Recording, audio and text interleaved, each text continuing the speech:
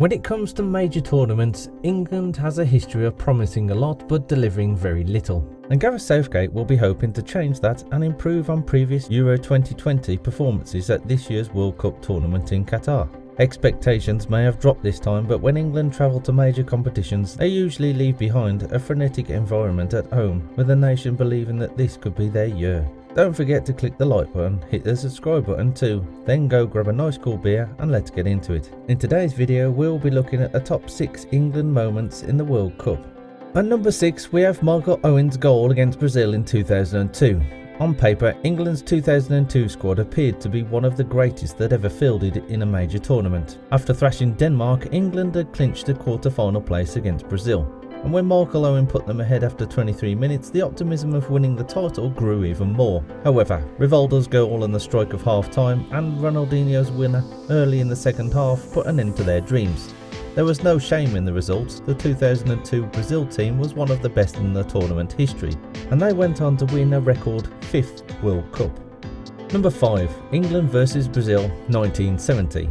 After winning the World Cup in 1966, England went into the 1970 edition as defending champions, and many people believe that they had a stronger team than they did in the 1966, thanks to the addition of the new talent Alan Mullery and Colin Bell to go along with the proven world-class players like Bobby Moore and Bobby Charlton. Now, what was the most intriguing aspect of the tournament? England was placed in the same group as Brazil, who had a fantastic team that included Jairzinho, Rivelino, Tostão, and of course Pelé. In the end, the match lived up to all expectations, proving to be a massive battle. While Brazil won the game 1-0 in the second half owing to a Jairzinho goal, both teams had chances to win it, and it's perhaps better known today for 2 of England's best World Cup moments. First was Bobby Moore's great fight to keep Pelé quiet, which he did outside of the play that cut out Brazil's goal, and his incredible tackle to rob Jairzinho of the ball. Second, Gordon Banks possibly made the greatest save in the World Cup history, keeping Pelé's downward header out even as the Brazil icon screamed goal. West Germany eventually eliminated England in the quarter-finals, and Brazil went on to win the tournament. But for many, the genuine final occurred in the group stages of this memorable encounter. The picture of Pelé and Moore embracing after the match is still legendary 44 years later. Number 4. Michael Owen's goal against Argentina, World Cup 1998. Coming into the 1998 World Cup in France, all eyes in England seemed to be on one player, the teenage striker Michael Owen, who had scored 18 Premier League goals for Liverpool in 1997-98, winning the Golden Boot that season. Owen had only made his England debut in February of that year, making him the country's youngest player at the time, at 18 years and 59 days, but it seemed fated that he'd play part in the World Cup, and he was duly selected in Glenn Hoddle's final squad. England began the tournament with a win over Tunisia, with Owen making only a cameo appearance from the bench, but they fell behind against Romania in the second group encounter. Hoddle introduced Owen, who equalised nearly immediately, becoming England's youngest ever World Cup scorer despite the team losing the game 2-1. Owen was now firmly in the starting lineup, ready to make his impact against one of England's biggest rivals, Argentina. After a win over Colombia advanced them to the knockout rounds, he left his mark when Owen was fouled in the area with Argentina leading 1-0. He was awarded a penalty, and minutes later he scored one of the most iconic goals in England World Cup history. Owen used his incredible speed to run past Roberto Ayala and Jose Chamorro after receiving the ball from David Beckham just beyond the halfway line. Owen took advantage of a mistake by goalkeeper Carlos Roa by firing a shot across him into the net, giving England the lead. The Three Lions would go on to lose the game on penalties after Argentina equalised, but the game was a springboard to stardom for Owen, who emerged as a hero from the tournament and went on to score goals for England in 3 more tournaments. The goal is widely regarded as the best England goal in a World Cup. Number 3. David Beckham's comeback, World Cup 1998 and 2002. When England was defeated by Argentina in a penalty shootout in 1998 World Cup, most fans blamed one man, young midfielder David Beckham, who was sent off early in the second half for a petulant flick at Diego Simeone, currently Atletico Madrid's manager. The red card put England at a huge disadvantage as they struggled mightily to contain the Argentine attack after that, eventually succumbing to the much dreaded penalty shootout. When Beckham returned to England, he was greeted with a constant stream of abuse from his fans, who even burned effigies of him at one point. Even when he performed admirably for England, as he did during Euro 2000, he was greeted with a chorus of boos.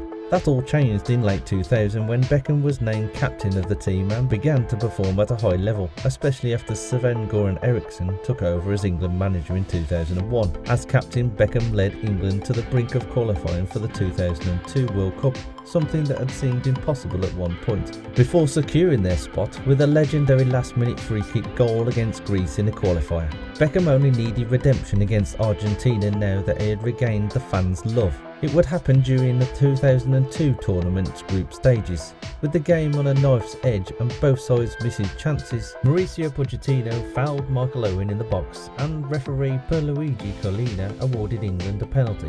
Beckham stepped up to take it and despite his nerves drilled it down the middle and into the back of the net. The goal was met with wild celebrations as it was clear how important the goal was to England's captain. England went on to win the game thanks to the goal, and Argentina was eliminated after the final group matches. While England advanced, Beckham got his revenge and England fans were treated to one of the most memorable moments as well as a Hollywood-worthy redemption story. Number 2. Gascoigne sending off World Cup 1990. England fans weren't expecting much from their team heading into the 1990 World Cup. They'd been eliminated from Euro 1988 after 3 losses and Bobby Robson had come under fire from a disgruntled press.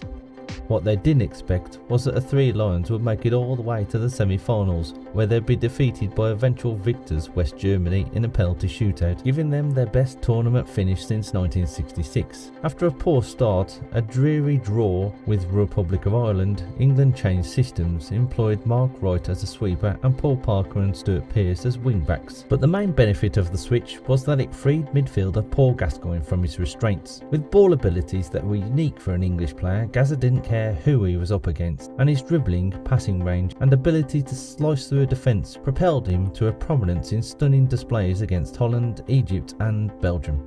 After assisting the winning goals for Wright and David Platt in victories over Egypt and Belgium, it became clear that Gascoigne was England's most important player and their chance of triumph was in his hands. England met old rivals West Germany in the semi-finals after defeating Cameroon in the quarter-finals. After both teams had scored 1 goal, the game went to extra time where Gascoigne produced one of the most legendary and tragic moments in English football history. When Gascoigne lunged at Thomas Berthold, he missed the ball and instead took the player out and the referee showed him a yellow card. The booking meant he'd miss a potential final if England were to make it there, as he'd already been booked against Belgium. He couldn't seem to keep his composure and tears welled up in his eyes as the lower lip wobbled, and England fans who were watching him cried almost as much as he did. It was evident that the World Cup meant everything to Gazza. In the end, England lost a penalty shootout.